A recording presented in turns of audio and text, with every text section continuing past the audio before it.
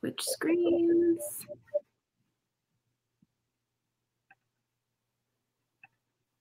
Hello, everyone. Thank you for joining me this morning. Today, I have on a great guest, Bekah Epstein. She is an awesome human being. We met at Alt Summit this past year, and I'm going to bring her on in just one second. But while we are waiting for people to join, if you were here last time, you know I have to have a separate screen to see your chat. So I'm getting that pulled up right now. I'll bring Bekah on in a second. I was listening to some music to pump myself up before getting on here, so I would love to know from you, do you have a pump up song? What is your pump up song? Because I was listening to Spotify's songs to sing in the shower, and it was Footloose, and y'all, I don't care how old that song is, I love it. It's a great song. So let me know in comments, what is your pump up song? And I will bring Bekah on right now, as long as I can figure out StreamYard, y'all. Yay, we did it. So yes. Hello. Technology win. Technology win, yes. So I would love to hear from you first. If you could just introduce yourself, tell us a little bit about you. Yes, of course. Well, thanks for having me. First of all, I'm excited to be here. My name's Bekah Epstein, and I own a company called 15 Media. It's a PR firm, but it's not necessarily your typical PR firm because we really specialize in two things. The first thing that we do is we actually help other PR firms get more media for their clients, which people are always so confused by. They're like, don't we hire a PR firm to get media for us?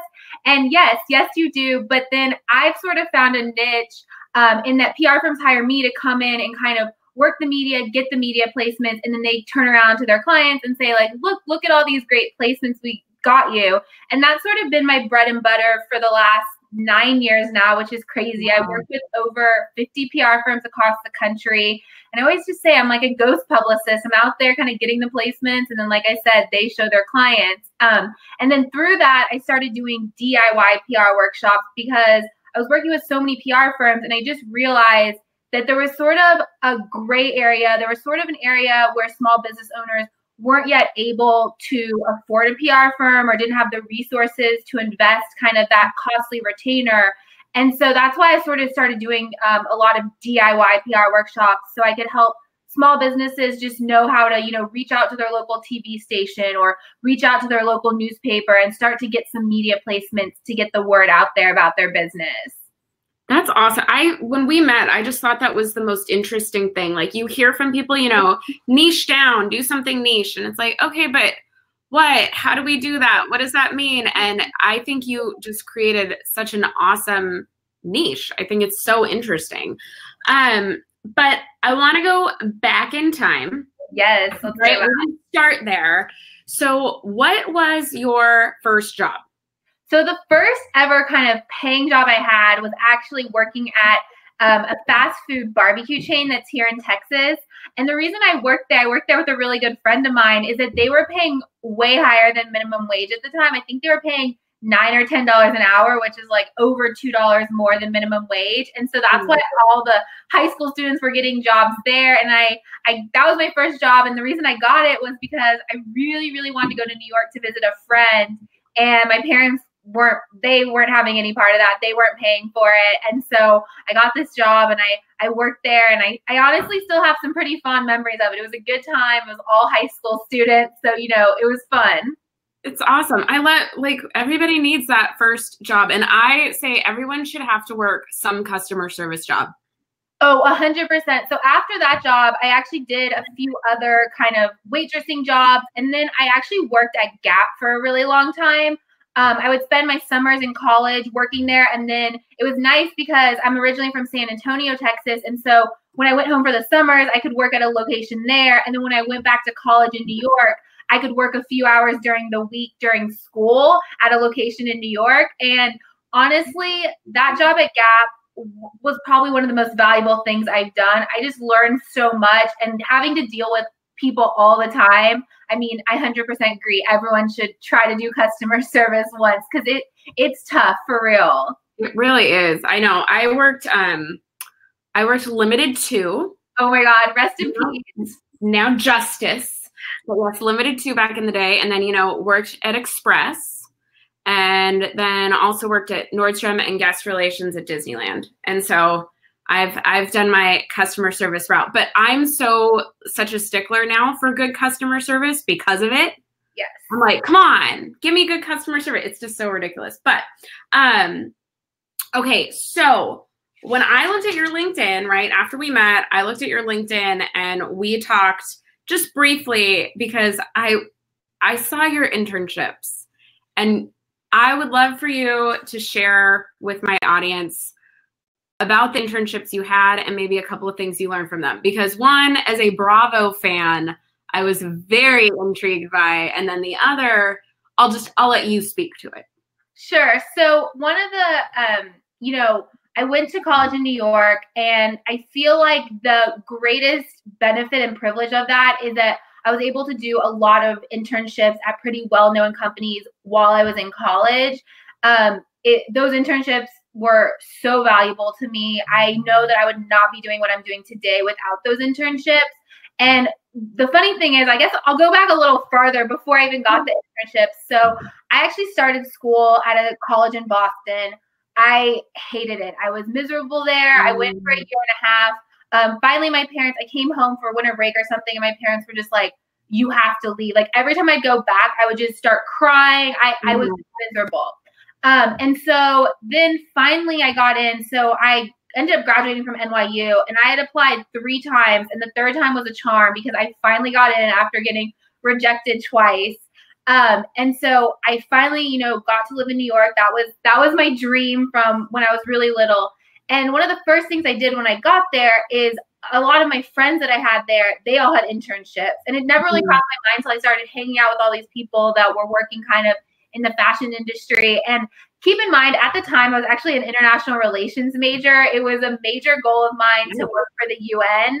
But the college I ended up getting into at NYU, they had a communications degree, and I just figured, okay, well, I'll just do this communications degree, and then from there I can go to law school, or there's enough flexibility with it. It's kind of vague enough that I can do really whatever I want.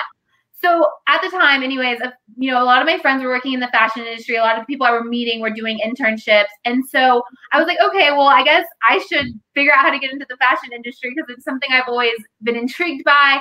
And so I just remember growing up, Nylon magazine was such an influential part of my childhood. Unfortunately, it's not the same as today as it used to be.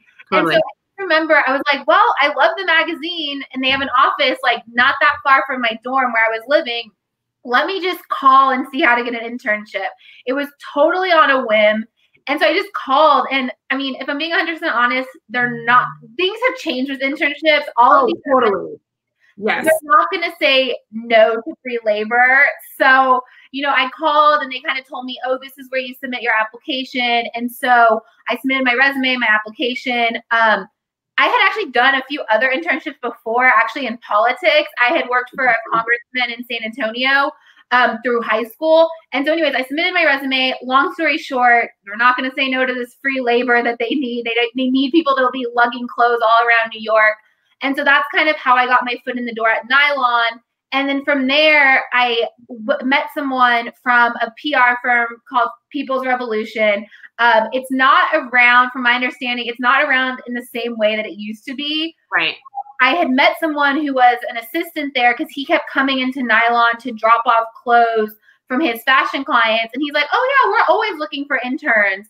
And so I was able to get an internship there. And I worked there for about I think it was more like 2 years-ish throughout college. And then I ended my college career. I interned at Vogue.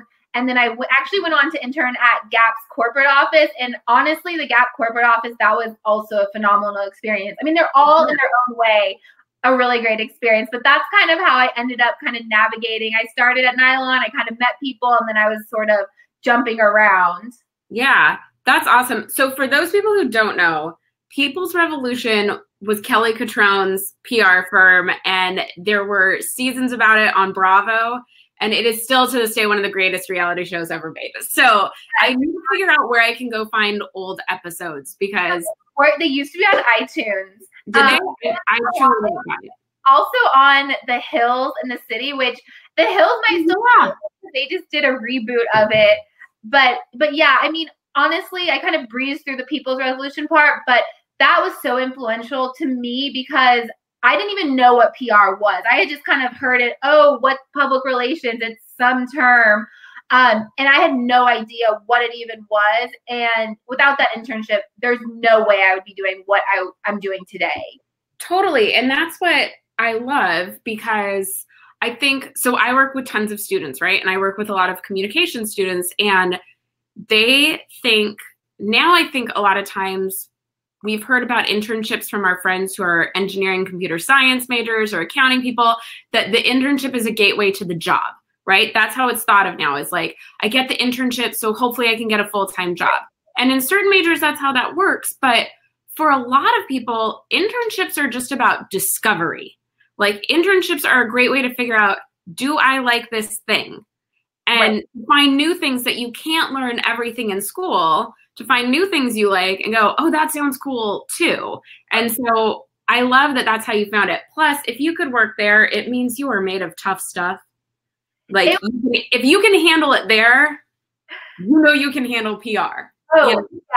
I mean, I feel like just obviously Kelly has a reputation of being sort of tough, and she is, but she's also, this was almost 10 years ago, which is insane that I've almost been graduated from college 10 years.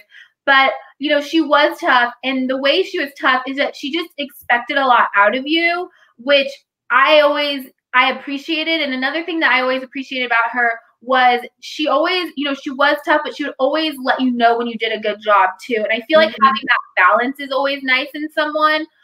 Because if she was just tough all the time and never kind of had that softer side where she would say, oh yeah, you did a really good job on this or whatever, I feel like it would have been very different. But it definitely was a very formative experience to me. And, it just, I don't know, I'm so grateful for it because like I said, it sort of just all happened by chance. And I kind of just ended up in all these places, never really like setting out to be in fashion necessarily. Again, I wanted to be work for the UN and be an ambassador.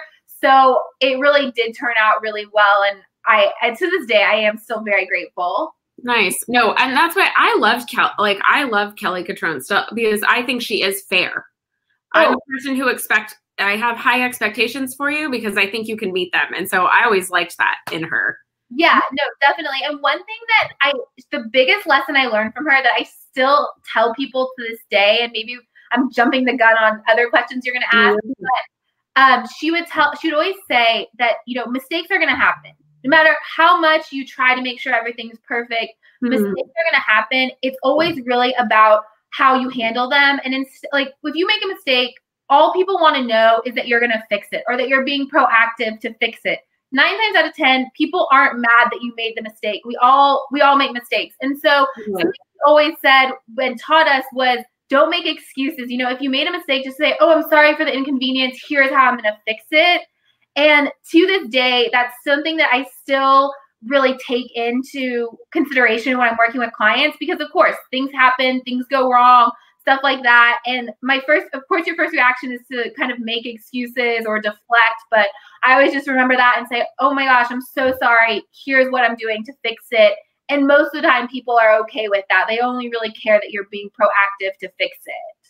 Totally. No, I think that's such a good thing to share because, yeah, I think a lot of people think you're supposed to be perfect on the job. And it's like, you're human. Right. You're going to make mistakes. That's the thing. So quickly for everyone, if you have questions for Bekah, feel free to put them in the comments and chat. I will be looking to my side to see those if any come in. But I would love to know too, tell us more about your job now and your day-to-day. What's it look like? So I wish I could tell you that my day-to-day was super exciting. It's really not. I spend a lot of time in front of my computer, which as most people probably do nowadays. So most of the time my day-to-day is I try to wake up super early. I find that I'm more productive in the morning. So I usually wake up anywhere from about 4:30 a.m. to 5 a.m. And another reason I started doing that super religiously is, so I used to work out at 6 a.m. So I'd wake up early no matter what, go work out. But lately I've been changing my schedule a little bit. And I wake up super early and I work on things for my own business. So for 15 Media that don't have anything to do with client work. So whether that's writing blog posts or going over my social media or working on my online course, which is what I've mostly been doing, I spend about an hour and a half, 2 hours in the morning, first thing, just working on things that move my company ahead, because I found that if I don't do that first thing in the morning, then I get through the day and client work. And so that's why I started waking up even earlier. And then now I usually go to a workout class, the 7 a.m. workout class. And to me, that's really important. That's kind of like my number one self-care thing. And the reason for that is because I am a freelancer. I'm at home in my home office at my computer most of the day, not really having human interaction, other than phone calls or, talking to my husband or even sometimes talking to my dogs, if I'm being honest. So I always try to do something, go to the gym, go work out with a friend, something where I can actually talk to people and be around people. It just, my days start out so much better like that. And then from there, to be honest, I get back, I shower or whatever. I'm usually at my computer by 8:30, 9 a.m. And then for the rest of the day till about 6 p.m., I'm just working on a variety of client work. And for me, that client work is really just pitching the media. So coming up with the story ideas, writing the email pitches, researching the media outlets, doing follow-up when I need to. And then that's really what I do almost every day. Sometimes I will have meetings or events to go to, but that's sort of my typical day 9 times out of 10. Mm-hmm. Thank you. I love a schedule. I love a morning routine, so I'm all for that. Yeah. I want to know a little bit more. So I feel like, let me back up. From what I see of you on social media, I feel like you have kind of a specialty of one part. I know you do a lot of things, but one specialty is gift guides and getting people into gift guides. And can you talk a little bit, and I didn't prepare you for this, sorry, but can you talk a little bit about, I saw you went to that event in New York. Yeah. Can you share a little bit more of this? Like, because even if you're like not going to go into PR, if you have a product, if you have a service, or if I'm always interested in the way things work, which is probably why I'm in career. I think this will be interesting to everybody. So can you talk about that a little bit? Oh yeah, of course. I feel like gift guides have become, it was sort of, again, by accident. Gift guides have become such a huge part of my life in the last 6 months of the year. Like that's when you really focus on them. Totally. And it's kind of funny because like I said, I help the PR firms pitch their clients. And so through that, I'm always pitching gift guides.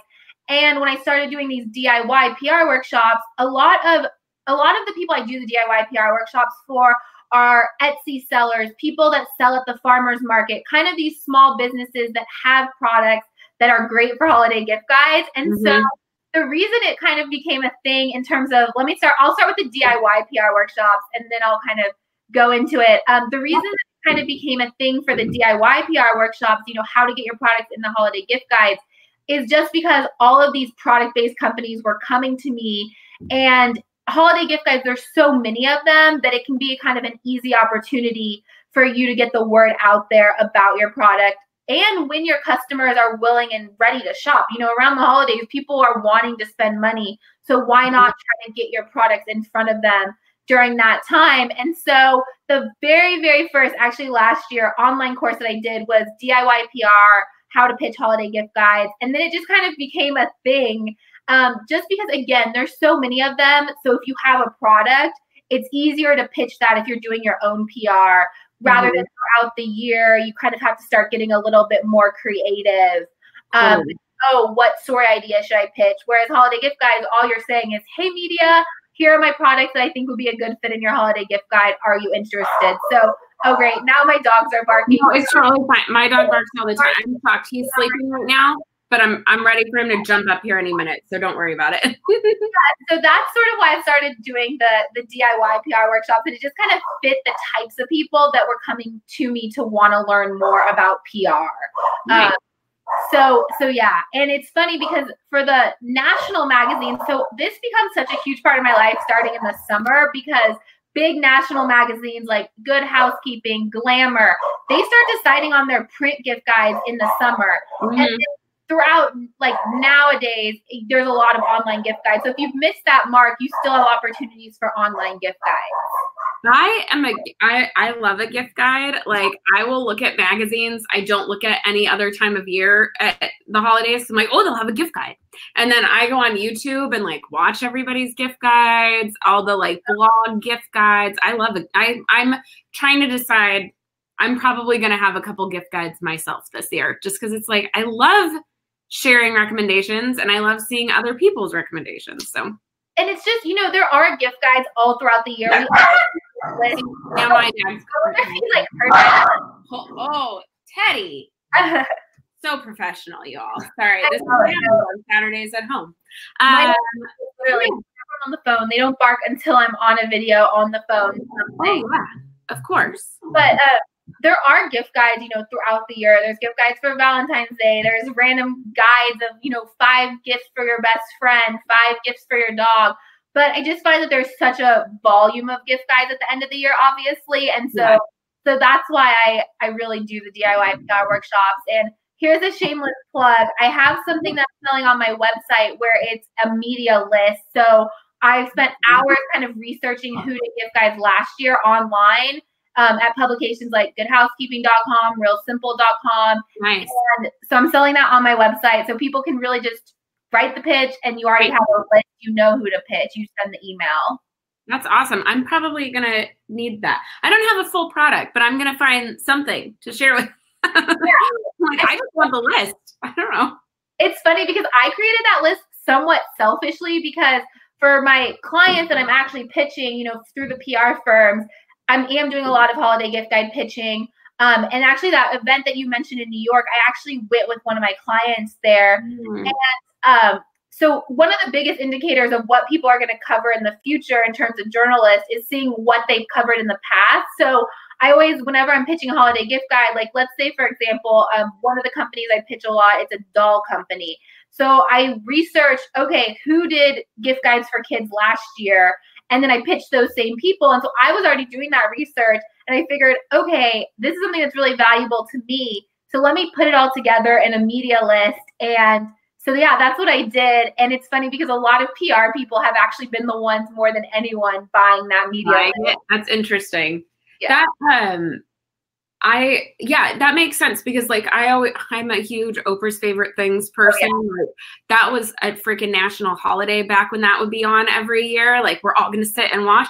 And now even with just the online one, like I always know she has a food item, you know, right. So if you're a food company, it's like, okay, we know we can like try for one of those, you know, 3 spots. Right. And the thing is, especially with the online component, this is actually something I learned when I went to that event in New York, is now they really base it off of, you know, what holiday gift guide categories they do based off of SEO. So everyone searches gifts for foodies. And so if they searched it last year, they're going to do it again because it's really good for SEO. So people aren't really getting super creative with their gift guide categories. They're kind of sticking to, you know, the basics for foodie, for mom, for dad, for kids. Right.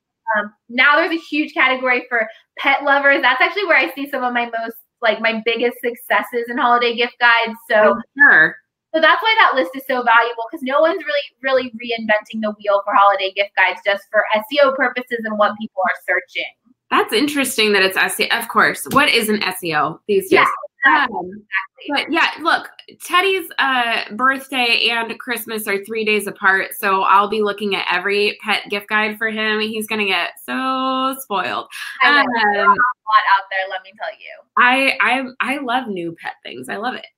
So one question I had like kind of let you know about ahead of time that I would love for us to talk about is, do you ever, in your work history, was there ever a time that was what I just say is murky? Because here's the thing. I think a lot of times people tell their like career journeys as just, oh yeah, and then I went from here to there, and I did this thing and I did that thing. And I always think like, No, it's always easy on the back end to be like, oh yeah, it was so simple. I just did this. And I know from my own career, there were a lot of times of confusion or like, I don't know what I'm doing. So I would love if you could talk a little bit if you've had any of that yourself.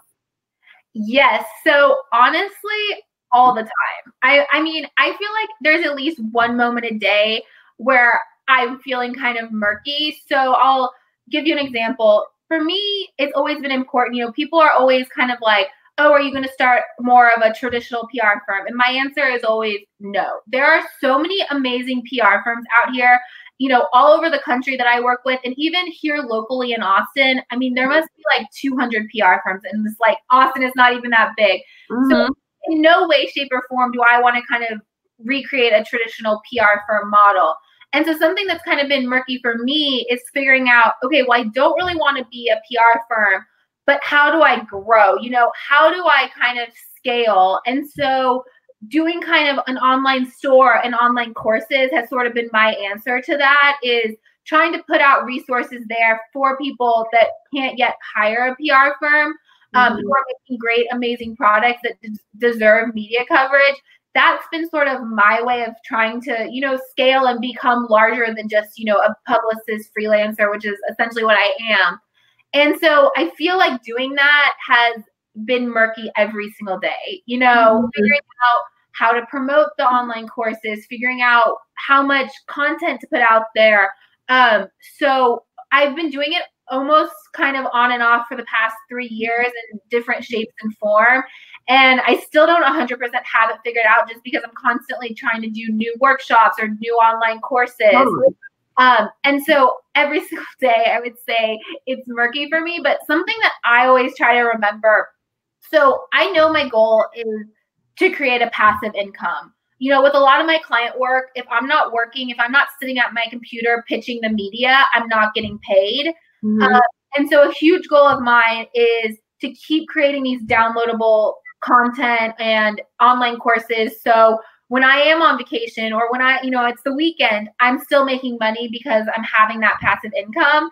And so that's sort of a major goal of mine. And so every single day I try to ask myself, am I at least doing one thing to put myself towards that goal? Even if it's spending 5 minutes creating a new slide for my online course, at least I did that one thing to put me forward. Because for me, at the end of the day, my client work is still number one. That's still how I make my living.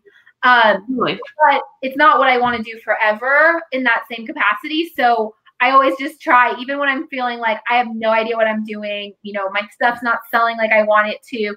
I just always like ask myself, did you do one, even if it's the tiniest thing, one thing to put yourself forward towards that goal? And I feel like that's kind of how you get out of that murkiness. Because I think just from talking to people, everyone always thinks it has to be a big thing. Like you have to do one big thing every day. And it's really just a series of incremental. Exactly. Yeah, I know someone who says, just try and improve 1% every day. And I'm like, oh, that's so what it is. And I was thinking too, when I was getting my Starbucks earlier, I don't know why, this is the thought that hit me in line, was like, if I was telling someone to start a business, I think I would just tell them, be consistent. Like, it's not about, don't worry about how many people read it or how many people are on your list. It's just, did you get in the habit of sitting down and working on your business every day?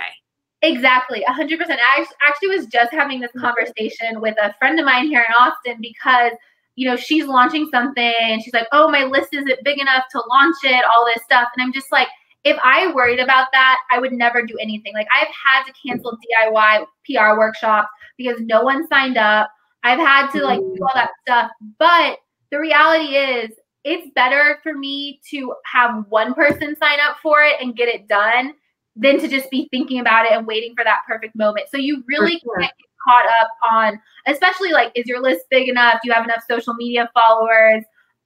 Because ultimately that doesn't really matter if you don't even have anything to put out there. So you have nothing for them doing it. Right. Exactly. So I have, okay. So because my audience is kind of like a lot of different people, right. You kind of explained it, but passive income is a term I think I heard for the first time maybe 4 years ago. So some of my people might not even know what that is. So do you want to explain a little more and why it's awesome?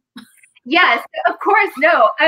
So when I say passive income, I'm just talking about making money while I'm not necessarily actually doing my job. So, kind of having those things on my website where you could just download. And so once they're there, I already spent the time, I already spent the energy creating them. And so then all that income is just sort of passive because I'm not really actively working to make it, if that makes sense. I don't even know if that's really a good way to describe it. No, I know, because it sounds like, oh, you're making money without doing the work, but it's no, you did a lot of the work up front. Right, exactly. No, I totally, yeah. All of the things I made on my website, not only are they a lot of work on the beginning because I have someone that helps me write them and design them, and then it's also I try to bring my knowledge that I've learned over the last 10 years to all of them. And so it's a lot of work on the front end, but then it's just kind of evergreen on my website where people can kind of download it whenever they see a fit. And so I'm not really like actively working once they download it, if that makes sense. Totally. No, I heard some crazy stat the stats of online courses in like 2022. Yeah. And how many people are going to be looking at online courses is crazy. I have one right now, like a mini course, and then I'm creating my second, like a big one. So I'm with you. But I truly, the more I've learned just in the last week, I've told everybody I know, I'm like, figure out a course, make a course. Everybody needs to make a course on something. Like, just go make courses. Yeah, I have something to share. Right. We all have something to share. And so I actually watched, it's actually funny because I am making online courses, but me personally, I don't watch a lot. I try to be really selective about the ones I watch or the ones I download because I think you can get so overwhelmed with everyone's opinions. And at the end of the day, you have to do what's best for you. And you know your client, you know your audience.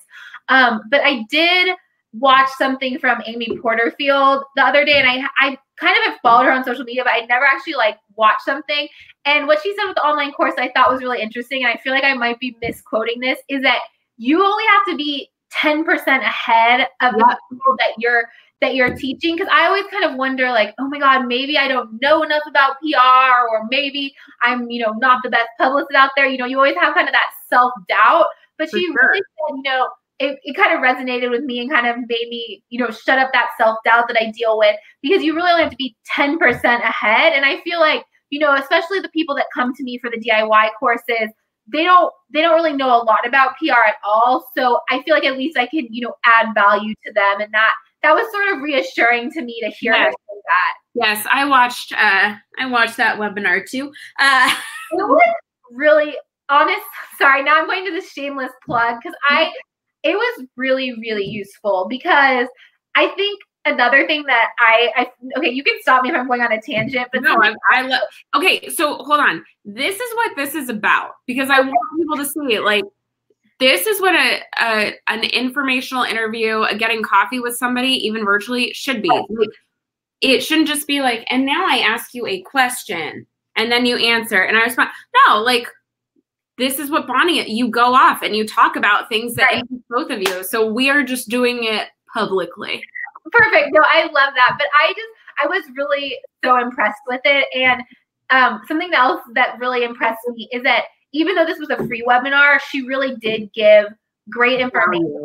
And I really try to do that with my free webinars too, is, I really try to give people examples of email pitches and even media contact cheat sheets. And something I always wondered is like, am I giving away too much? Because then maybe once one of my biggest fears is they do something for free, they come to my webinar for free, and then I sell them something and they're like, well, everything you gave me like for free, like this isn't worth paying for. Yeah. But going to that webinar, it just really encouraged me that you want to give value. You want to show people that what you're providing is valuable. And so I feel like if nothing else, that webinar was just reassurance to some of the things that I am always questioning that I do myself. No, I totally agree. I mean, I give away tons of free content. And so that's always one of my fears too. She did a great podcast episode on that, on free versus paid content. Oh, I recommend listening to that. Yeah. I will today, or, this weekend, because, like I said kind of a few minutes ago, something for me is, honestly, I try not to listen to too many business podcasts or kind of consume too many of those kind of expert things because, and maybe this is hypocritical because I'm putting out similar content, but I just sometimes feel and see through my friends and stuff is that you kind of get paralyzed in a way because you're like, oh, well, this person said to do it this way. This person said to do it that way. And then you almost don't know what to do. And so that's why sometimes I sort of avoid some of those business podcasts because I don't know. I just kind of go off my intuition and what's worked in the past. And so I try to kind of just do what works, I think, for me and my business. But I will check out that podcast because that's something that I really struggle with. Yeah, that's something that I've really tried to implement the like just in time learning. So there are people I follow or subscribe to on podcasts, but if they come up with a topic that it's like, I'll like ask myself, do I need to know this now? And if I don't, I just like, I hold it. Like, I'm not going to delete it, but I don't need to listen to that one right now. Yeah.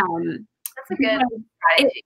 It can just be too much, especially like when I started my business, once you've Googled how to start a business, the amount of Facebook ads you get is just mind blowing. And the freemium overload of like, do I need to up my Instagram game or my LinkedIn game, or do I need to start my email list or what's on my website, or that like, it was so crazy. That's like, just do one thing and do that one thing well, and then go get the freemium on the other thing. And then listen to the other podcast episode. Yeah. And if you're too bombarded with all this information, then it's like, you don't start anything because you just don't know. And so that's 100% what you're saying is you just have to start with one thing and decide, okay, I'm focusing on this and we'll see how it goes. Yes. And even for those of you watching who are job searchers, you're like, I don't want to start my own business. Still focus on one thing. Like there is no point in looking up a bunch of jobs if you don't have your resume together. So like get your resume together, right? I had clients before be like, okay, so I have questions about job searching and I have questions about networking and I have questions about, my resume. And then they'll go, so like when I'm following up on an interview, I went, okay, hold on. Like we need to get the resume together. Then once you get the interview, we can worry about that part. So no matter what in life, there's those things that you need to like do in an order.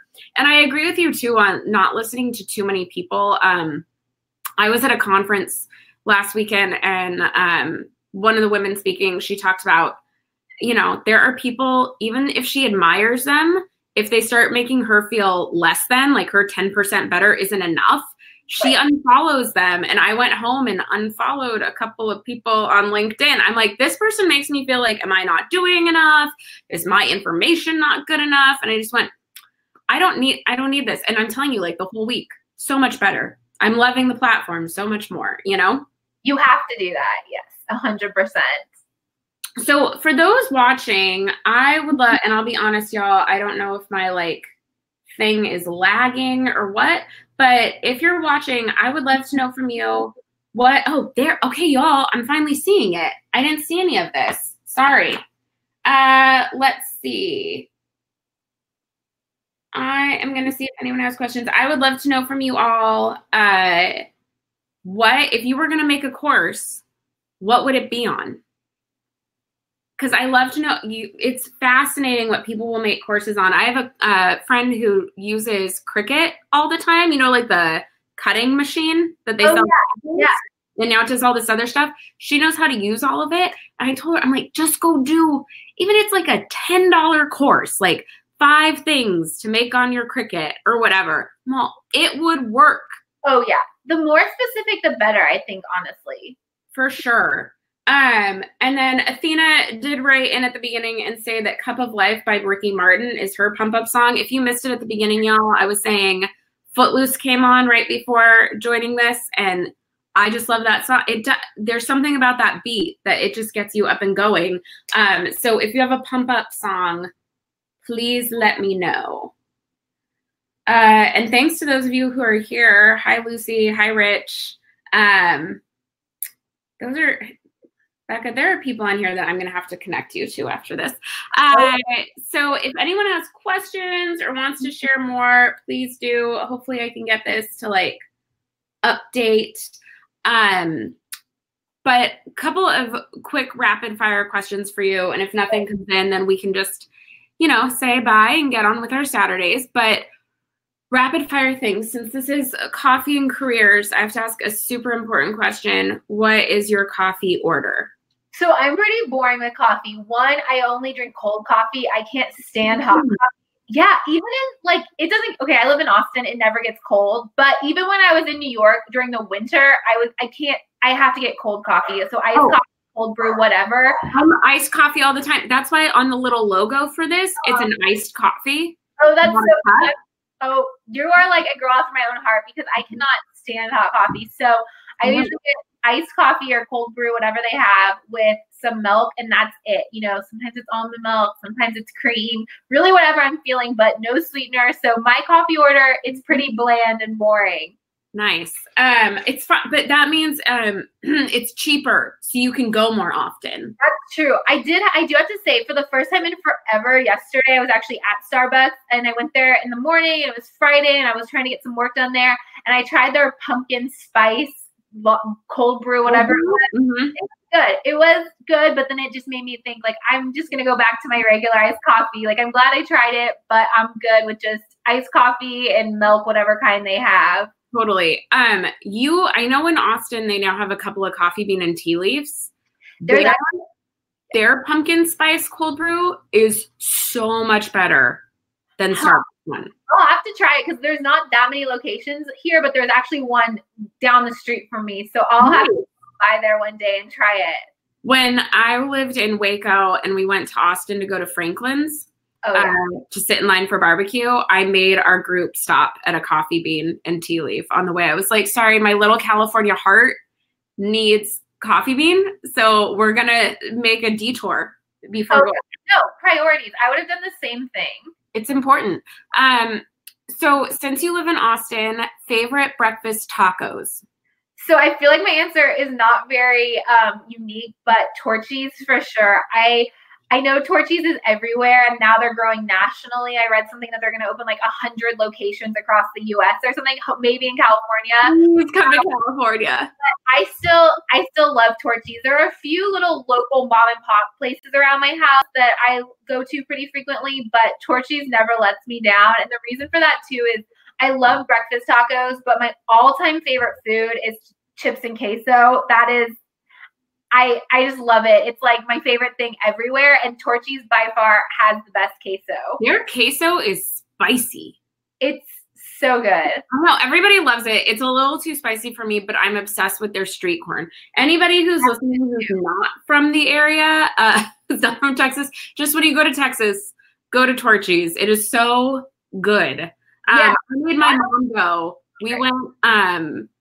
We went back to Waco and Dallas in June, and we got to Waco and I was like, our first stop is Torchy's because we don't have that in California, and you need to experience walking up and ordering tacos and then also getting a drink, like a real drink at the same time. It's brilliant. What are you, so these are silly questions. What are you watching on TV right now? Are you binging anything? So I'm binging Schitt's Creek, which I know most people, it's so good. It's so good. So that's one of the shows that my husband and I actually watched together. And so we actually started at the beginning of this year, and then there's just been so many other things on that it kind of fell off the wagon. And then now we're like really into it, and we're on the 5th season, which is the last season that's currently out. And so that's what I'd say I'm currently binging. But one of my all-time guilty pleasure, I don't even want to say guilty pleasures because it's like what I love is Real Housewives. And this is a show that I watch by myself, but I watch all the franchises, all the I've seen, I think I can honestly say I've seen every episode in the last like 10 years that it's been on. It's like my favorite thing to watch. I am a Rahoney girl, a New York girl, and if you go on YouTube, they have videos on Sirius Radio Andy or whatever, or Andy Radio.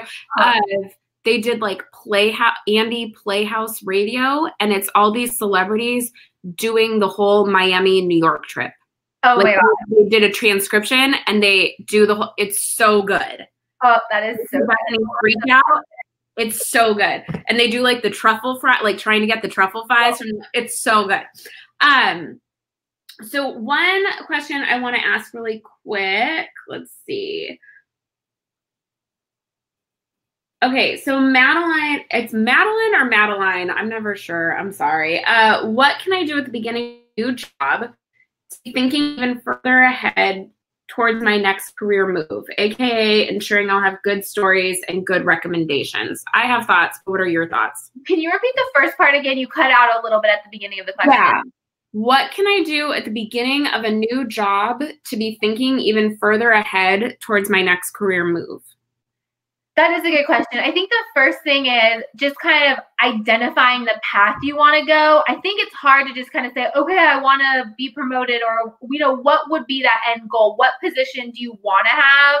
You know, maybe it's director or whatever kind of you see as your end goal at that company, and sort of just see what that person's doing and kind of do those things. But I feel like the main thing is just really try to have that pathway set out so you know, and you can ask yourself, you know, as you get promotions or as you do new things, like, is this taking me to that step that I want to go? So I feel like if you don't kind of have a specific end goal, then it can kind of be easy to get lost in kind of the promotions and the crowd a little bit. Yes. And I would add to it, you need to keep networking. I think people, like, they get the job and they quit building relationships. Right. And it's like, you got to keep meeting people.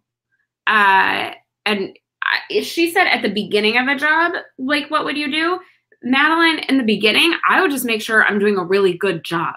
Right, right. Like, focus on that part, which sounds obvious, but it's like, sometimes people just get so in the realm of like, oh, I got to go do the next thing. You forget to do the first thing well. Yes. Yeah. You're like, you got to do that first. Right. Cool. And just, you know, try to meet as many people as possible. I know for me, you know, when it comes to networking, I know, like, just from looking at your social media, you go to a lot of networking events. I do not love going to networking events. So what I try to do is, if there's someone, you know, I do sometimes go to networking events, but if there's someone I really want to meet, I try to, you know, take them to coffee or meet them one-on-one. You know, if there's a PR firm I haven't met yet, or I don't know here in Austin, then I'll always kind of try to take the owner for coffee. And I know it kind of takes more time, but since I don't love doing those big networking events, I try to find a way to meet someone for lunch. And so I feel like even if you work for a company, you can kind of meet people and have lunch with them, or, you know, grab coffee with them in the morning. And it's a little bit easier for me anyways to do kind of one-on-one in huge groups. Definitely. No, and I completely agree with that, because even the events, like, yes, that's part of networking, but I always say that's the first step. Right. And if all you did was get business cards, you didn't network. It's what you do with those business cards. It's asking people to those coffees or those phone calls or lunches. That's the meat of it. Yes. So yeah, in the company too, meeting people at different levels and asking them for coffee, asking them to go to lunch. And I would say with that, something I say with people early in their career is they want to take the president to coffee. It's like, take the other assistant who's been there a year longer than you to coffee. Exactly. All levels count. You need them all. Oh, 100%. Yeah. Cool. Okay. Well, I am going to say we can head off for our day. So thank you so much for joining me on here. First guest. Woo-hoo. This is amazing. Thank you so much for having me. Yeah. And for everybody else watching, if you've been watching this long, thank you so much for joining us. And if you are watching later, still leave in the comments, like, what's your pump up song? What kind of course would you make? Let us know below, because like I said before, I love a recommendation. So y'all, give us some recommendations, give us some ideas. But thanks, Bekah, for joining me, and y'all have a great Saturday. Bye. Yeah, thanks for having me. Have a great weekend.